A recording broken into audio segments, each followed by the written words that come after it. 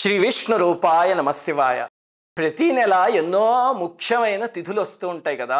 వాటిలో నా భార్య సుశీలకి అన్నిటికన్నా ఇష్టమైన తిథి ఏమిటో తెలుసా? సంకష్టహర చతుర్థి.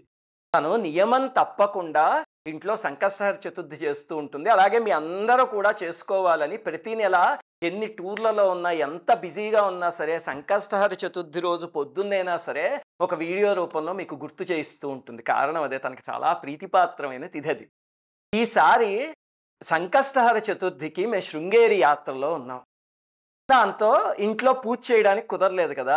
తను అయ్యో అదేమిటండి ఈసారి సంకష్టహర చతుర్థి మిస్ అయిపోయాము అంటే నేను చెప్పా, ఇక్కడ శృంగేరిలో మహామహిమాన్వితమైన 5 గణపతులు ఉన్నాయి, పంచమహా గణపతులు. వాటి శక్తి అంతా ఇంత అని చెప్పలేము. సంకష్టహర చతుర్థి రోజు రాత్రిలోపు 5 గణపతుల్ని దర్శించడానికి ప్రయత్నిద్దాము అని. గణపతి అనుగ్రహం వల్ల ఉదయం నుంచి రాత్రిలోపు 5 గణపతుల దర్శనం అయింది. అందులో 4 గణపతులు అయితే పక్కపక్కనే ఉంటాయి. ఒక గణపతి మాత్రం కొంచెం దూరంలో, ఒక 1/2 కిలోమీటర్ దూరంలో ఉంటుందన్నమాట.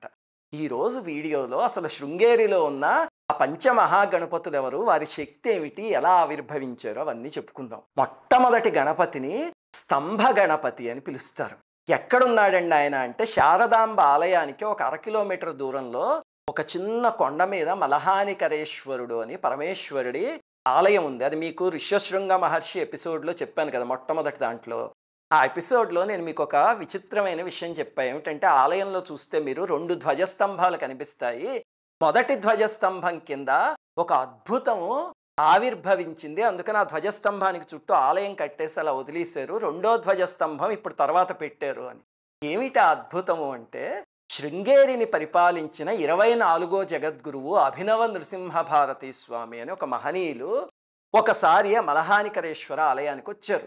వచ్చినప్పుడు పరమేశ్వరుణ్ణి పూజిస్తూ, అదేమిటి ఇక్కడ గణపతి లేడు అని ఒక స్తంభం కింద పసుపు కొమ్ముతో గణపతి బొమ్మ గీసి ప్రాణప్రతిష్ఠ చేసి గణపతిని అందులోకి ఆవాహన చేశారు. మనలాంటి వాళ్ళం ప్రాణప్రతిష్ఠ చేస్తే మామూలుగా పూజ చేసుకుంటాం. వీళ్ళు మహనీయులు కదా, వీళ్ళు పిలిస్తే దేవతాశక్తులు అక్కడికి వస్తాయి. వెంటనే గణపతి శక్తి వచ్చి అందులోకి ప్రవేశించింది. ఆ తర్వాత వాళ్ళు పూజ చేసేసి వెళ్ళిపోయారు. విచిత్రంగా పక్క రోజు నుంచి ఏమైంది, ఆ రాతి స్తంభంలోంచి ఆ గణపతి ఇలా కొంచెం కొంచెం ఉబికి బయటికి రావడం మొదలుపెట్టింది. అంటే ప్రొజెక్ట్ అయిందనమాట.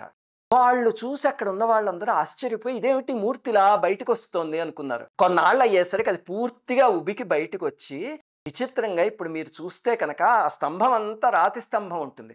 ఆ గణపతిని మాత్రం ఇలా వేళ్లతో తడితే గుల్లగా శబ్దం వస్తుంది, మిగతా స్తంభం అంతా గట్టిగా ఉంటుంది. అలాగా ఆ మహనీయుడి చేతి ద్వారా ఆవిర్భవించిన గణపతే స్తంభ గణపతి. ఈసారి వెళ్ళినప్పుడు తప్పకుండా దర్శించుకోండి. ఇదిగో ఇక్కడ చూపిస్తున్న ఫోటో ఆ గణపతి ఫోటోని అందరూ దర్శించుకోండి. ఇంకా 2వ గణపతి ఎక్కడున్నారు అంటే, శారదాంబ ఆలయం ఉన్న ప్రాంగణంలోనే, శారదాంబ ఆలయం పక్కనే మీకు ఇదిగో శంకరాచార్యుల వారి ఆలయం కనిపిస్తుంది కదా, దాని పక్కనే తోరణ గణపతి అని ఒక చిన్న గది కనిపిస్తుంది. అందులో ఉన్నారు 2వ గణపతి. నాకు శృంగేరి వెళ్ళొచ్చిన వాళ్ళు ఎవరికైనా ఇది చెప్పగానే వాళ్ళు ఎప్పుడూ వచ్చి, ఏమండి ఆ గుడి ఎప్పుడూ మూసేసే ఉంటుందండి 24 గంటలను, అర్చక స్వామి అక్కడ ఉన్నా సరే తలుపులు మూసేసే ఉంటాయి అంటారు. అది తలుపులు మూసేయడం కాదు, ఆ తలుపులు అలాగే ఉండి తలుపుల పైన ఉన్నాడు గణపతి, తోరణ గణపతి అని. ఆ గణపతిని అర్చిస్తూ ఆ తలుపులు ఇంకా పర్మనెంట్గా అలా మూసేశారనమాట.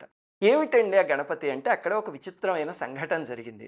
శృంగేరికి 32వ జగద్గురు అంటే, ఇప్పుడు మన భారతీ తీర్థ మహాస్వామి వారు 36వ జగద్గురువు కదా. వారి ముందు 32వ జగద్గురువు వృద్ధ నరసింహ భారతి అని ఒక మహనీయులు ఉండేవారు. అమ్మో, అసలు వారి శక్తి మాటల్లో చెప్పలేం. తర్వాత ఒక వీడియోలో వారి గురించిను, వారి సమాధి అధిష్టానం దగ్గర ఇప్పటికీ జరుగుతున్న ఒక విచిత్రం గురించి చెప్తా. శృంగేరి వెళ్తే ప్రతి వాళ్ళు తప్పకుండా పాల్గొనాల్సినది అది. అయితే వారి సమయంలో ఏమైంది, మఠానికి వ్యవహారాల్లో ఒక పెద్ద సమస్య వచ్చి ఎంతకీ పరిష్కరింపబడలే. గుర్తుపెట్టుకోండి, ఎంతటి మహనీయులు వచ్చినా సరే కిందకి ఎవరో ఒక కలిపురుషుడి ప్రభావం ఉన్నవాళ్ళు, కలి సంతానం ఉంటారు, వాళ్ళు ఇబ్బంది పెట్టడానికి ప్రయత్నిస్తూనే ఉంటారు. అది సామాన్యం. ఎందుకంటే వీరు కలిని జయించేలాగా జనాన్ని ఆధ్యాత్మిక మార్గంలో నడపడానికి ప్రయత్నిస్తూ ఉంటే, ఆ కలి సంతతి ఎప్పుడూ కూడా ఎవరినైనా ఇబ్బంది పెట్టడానికే ప్రయత్నిస్తారు. అలాంటి మహనీయులు ఏం చేస్తారంటే, వాటిని పట్టించుకోకుండా మంచి పనులు చేసుకుంటూ ముందుకు వెళ్ళిపోతూ ఉంటారు. అంతే, వీళ్ళు ఇలా ఇబ్బంది పెడుతున్నా వాళ్ళ దగ్గరించి మనం నేర్చుకోవాల్సిన మంచి అదే. ఇంతకీ ఆ మఠానికి సంబంధించిన వ్యవహారాల్లో ఒక సమస్య వచ్చి ఎంతకీ పరిష్కృతం కాకపోయేసరికి ఒకసారి వారు ఆ గదిలోకి వెళ్తున్నారు. ఇప్పుడు పీఠాధిపతులందరూ కూడా తుంగభద్రా నదికి అవతల నృసింహవనం అని ఉంది, అందులో ఉంటారు. ఇప్పుడు మన భారతీ తీర్థ మహాస్వామి వారు, విధుశేఖర భారతీ మహాస్వామి వారు, వీళ్ళందరూ కూడా ఇప్పుడు ఆ నృసింహవనంలో ఉంటారు. కానీ ఈ 32వ జగద్గురువు వరకు ఇక్కడ శారదాంబ ఆలయం పక్కనే ఉండేవారు, అది వారి గది అన్నమాట.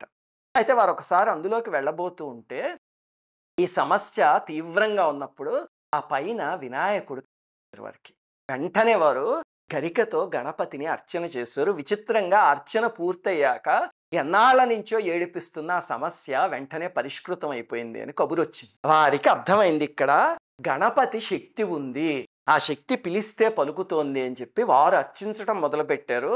ఆ తర్వాత 33వ జగద్గురువు సచ్చిదానంద శివాభినవ నృసింహ భారతీ స్వామి అని ఉండేవారు. ఆ మహనీయులు ప్రతిరోజు గరికతో అర్చించటం మొదలుపెట్టారు. ఆ తర్వాత ఇంకా అది గది కింద వాడటం మానేసి ఆ తలుపులు మూయించేసి ఆ గణపతి ఆలయం కింద తయారు చేశారు. మన భారతీ తీర్థ మహాస్వామి వారు ఏం చేశారంటే అది పునర్నిర్మించి గణపతికి బంగారపు కవచం అవన్నీ పెట్టించారనమాట. ఆ గణపతి ఫలితాన్నిచ్చే గణపతి. అసలు ఆ తోరణ గణపతి సన్నిధిలో భక్తులు మొక్కుకుంటూ ఉంటారు. సామాన్యంగా ఏమిటంటే 21 మోదకాలు సమర్పించడం అనేది అక్కడ ఒక ఆచారం. ఆ మొక్కుకుంటే ఆ కష్టాలు తీరిన వాళ్ళు ఎంతమంది ఉన్నారో అసలు నాకే చెప్పిన వాళ్ళు కొంత 100 మంది ఉన్నారు. అందుకని ఆ గణపతికి తప్పకుండా నమస్కరించుకోండి. ఇది వినగానే ఎవరికైనా మోదకాలు ఎలా ఇస్తామండి, మేము ఎక్కడి నుంచో ఊరి నుంచి వస్తాం కదా, ఎలా తయారు చేస్తాము అంటే మనం ఏం కష్టపడక్కర్లా.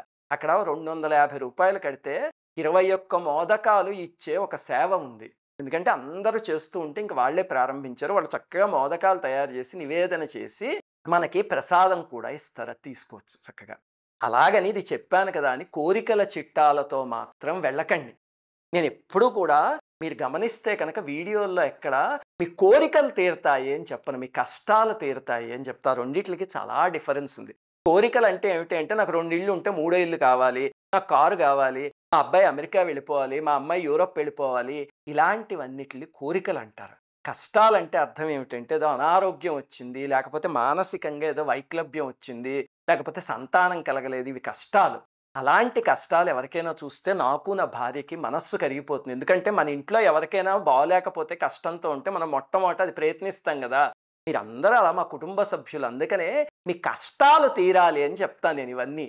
అది కొంతమంది తెలియక కోరికలు తీరడానికి చెప్తున్నారు అనుకుంటారు. ఈ కోరికలు వేరు, కష్టాలు వేరు, గుర్తుపెట్టుకోండి. ఎప్పుడు కూడా కోరికల చిట్టాలతో ఇలాంటి వాటికి వెళ్ళకండి. దైవం కోసం వెళ్ళండి. యథాయోగ్యం తథాకురు. మనకి ఏది అవసరమైతే అది దైవమే ఇస్తాడు. సరే, ఇంక 3వ గణపతి శక్తి గణపతి అని. ఎక్కడున్నారా గణపతి అంటే మీరు శారదాంబ ఆలయం లోపలికి వెళ్ళి ప్రదక్షిణం చేస్తూ ఉంటే నైరుతి మూల ఉన్నాడు ఆ గణపతి. చాలా శక్తివంతమైన గణపతి మూర్తి, 10 భుజాలుండి అసలు పొద్దున్నే అభిషేక సమయంలో మీరు చూస్తే కనుక గణపతి నిజరూపం చాలా మనోహరంగా ఉంటుంది. అలాగే ప్రతి నెల మాస ప్రదోషం అని జరుగుతుంది. నేను మీకు అరుణాచలం వీడియోలో చెప్పా. ఆ రోజు విశేషమైన పూజ. మీరు అందుకని మాస ప్రదోష సమయంలో కనుక అక్కడ ఉంటే శృంగేరిలో తప్పకుండా ఆ రోజు సాయంత్రం ఆలయానికి వెళ్ళండి. అక్కడ శక్తి గణపతికి పూజ చేస్తారు. అసలు శారీరక రుగ్మతలు, మానసిక రుగ్మతలు ఇలాంటివి ఉన్న వాళ్ళకి ఆ ఇబ్బందుల నుంచి బయటపడే శక్తిని గణపతి ఇస్తాడు అని చెప్తారు.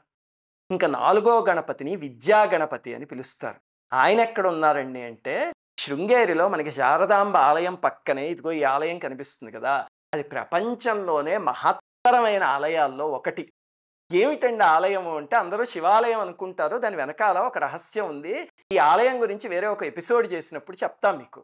ఆ ఆలయం లోపలికి వెళ్తే మీరు పరమేశ్వరుడి ఎదురుగుండా నించుంటే మీ ఎడం పక్కన ఒక గదిలో ఉన్నారు. ఆయన విద్యా గణపతి. ఆయన జ్ఞానాన్ని ప్రసాదించే శక్తి ఉన్న గణపతి అని చెప్తారు. ఇంకా 5వది అతి ముఖ్యమైన గణపతి ఒకటి ఉంది. అమ్మో, సామాన్యమైన గణపతి కాదు. శంకరాచార్యుల వారు ఒకసారి కైలాసం వెళితే అప్పుడు పరమేశ్వరుడు ఆయనకి 5 శివలింగాలని ఒక గణపతిని ఇచ్చాడు అని శంకరుల వారి చరిత్రలో ఉంది. ఆ 5 శివలింగాల్ని భారతదేశం చుట్టుపక్కల 5 ప్రదేశాల్లో పెట్టారు కదా. అందులో శృంగేరిలో ఉన్నదే చంద్రమౌళీశ్వర లింగం, మనం ఇప్పటికీ చూడొచ్చు. ఆ చంద్రమౌళీశ్వర లింగంతో పాటే ఈ రత్నగర్భ గణపతి కూడా ఉంది. పైన బంగారపు తొడిగి పూజలో ఉంటుంది. అసలు ఆ పూజకి వెళ్ళగలిగితే కనుక మనం కైలాసం నుంచి వచ్చిన లింగాన్ని చూడొచ్చు, ఈ గణపతిని చూడొచ్చు, అలాగనే జగద్గురువులు చేత్తో చేస్తున్న పూజ మహాశక్తిమంతమైన పూజ, అది చూడొచ్చు. ఎలా చూడాలండి అంటే శృంగేరిలో ఒక రాత్రి ఉండగలిగితే ఆ అదృష్టం అందరికీ పడుతుంది. ఏమిటండి అదృష్టం ఎక్కడ జరుగుతోంది అంటే ఇవన్నీ తర్వాత రాబోయే వీడియోలో చెప్తా. వీడియో ముగించే ముందు ఒక ముఖ్యమైన విషయం, అందరూ శృంగేరి వెళ్ళండి, అమ్మవారి దర్శనం చేసుకోండి, జగద్గురువుల దర్శనం చేసుకోండి, చాలా సంతోషం. కానీ వెళ్ళినప్పుడు మాత్రం ఆలయాన్ని పరిశుభ్రంగా ఉంచండి, ప్రశాంతంగా ఉంచండి ఆలయాన్ని. అలాగే తీర్థాలని, నదుల్ని, వాటిలన్నిటిని కూడా పరిశుభ్రంగా ఉంచుకుంటూనే మనం ఆ దర్శనాలన్నీ చేసుకుని ఆ శక్తిని పొందుదాం. శ్రీమాత్రే నమః.